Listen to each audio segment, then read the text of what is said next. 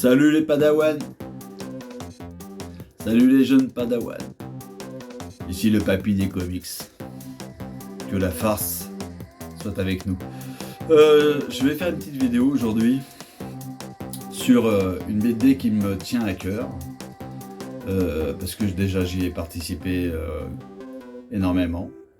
Et cette BD, on va couper ça. Hein, alors, cette BD, on va passer ça. On va pas se couper la tête. Cette BD, elle s'appelle La Relève.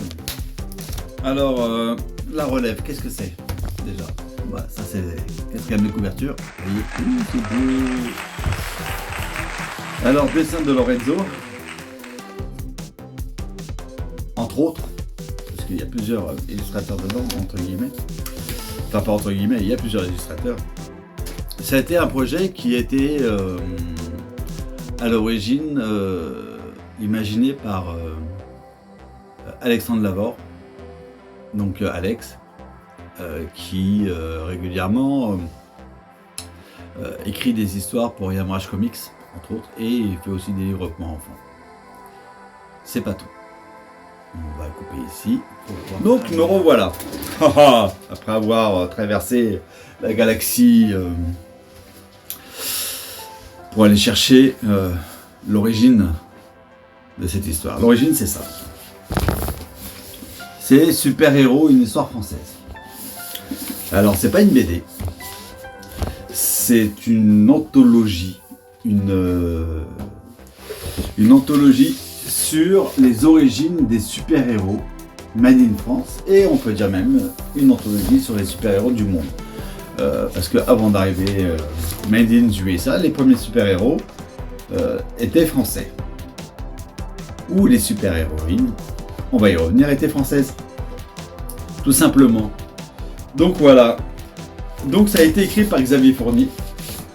Très très belle BD. Donc il y a une surjaquette.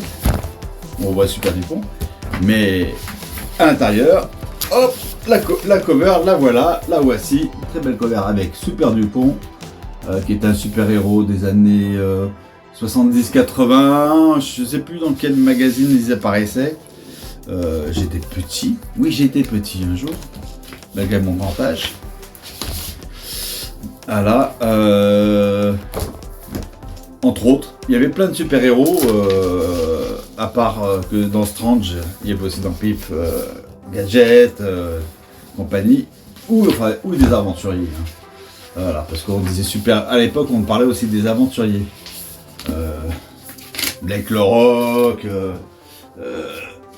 Zambla, tout ça. Maintenant, ça serait des super-héros quelque part, d'accord? Donc voilà, donc il y a eu cette histoire-là, ce livre qui a été lu par Alexandre Lavore, qui a été lu aussi par moi. Et il a eu envie de parler des super-héros de notre enfance. Qu'est-ce qui a fait, pourquoi, comment, où vais-je, qui suis-je, dans quelle étagère? Hop, celle-là, hop, on cache là. Et qu'est-ce qui a fait de nous, entre guillemets des geeks, des fans de BD, des fans de comics, des fans d'histoire. Donc voilà, donc il a écrit ici, et puis il a fait des recherches. Donc la première super-héroïne française, qui est ici, qui s'appelait Loisel, qui avait été écrit en 1905.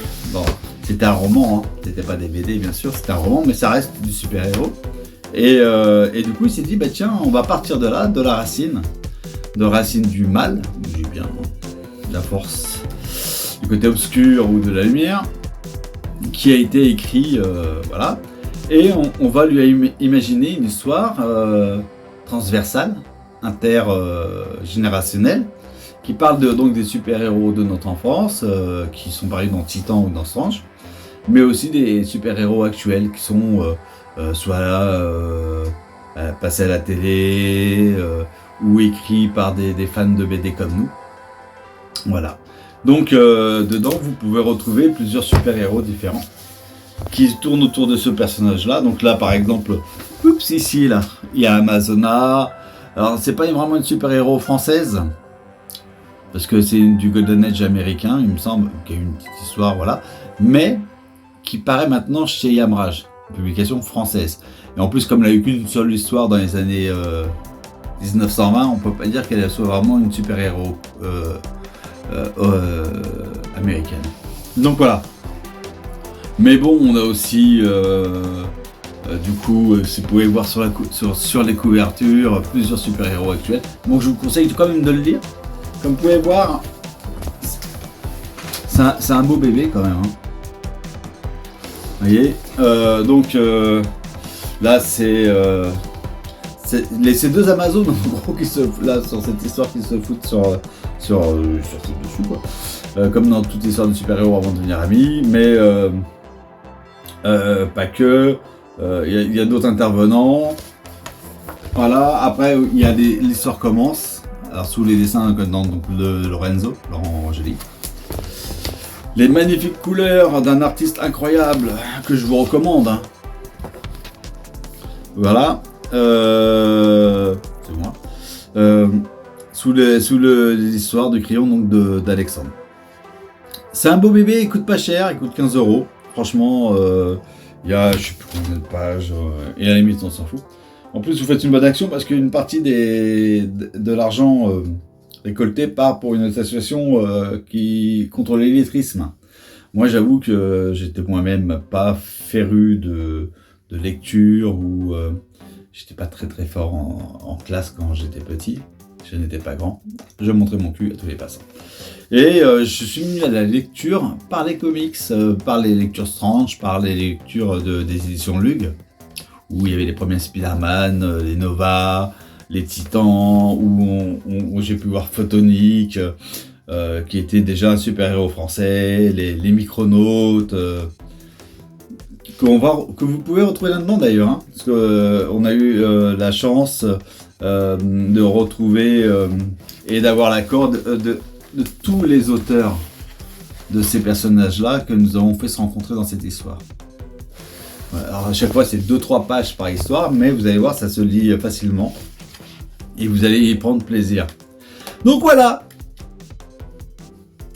Alors, si vous avez envie de lire une bonne BD, lisez La Relève, que vous pouvez aussi retrouver en vente au Futuroscope dans l'attraction Étincelle, qui aussi est basé sur le livre de Xavier Fournier et Super-héros, une histoire française, autour de ce personnage-là, donc Loisel. Et donc vous pouvez le retrouver là-bas, vous pouvez aussi l'acheter en nous contactant sur Facebook, sur Yamarage Comics. Je vous souhaite une bonne lecture, un bon moment, et n'oubliez pas, le papy des comics, c'est moi, et le papier des comics, c'est là. Alors un petit bisou, ouais, je fais de l'humour aussi, mais de l'humour pourri. Que de l'humour pourri, car l'humour pourri, de l'humour pour tous. Allez, bisous, et à bientôt.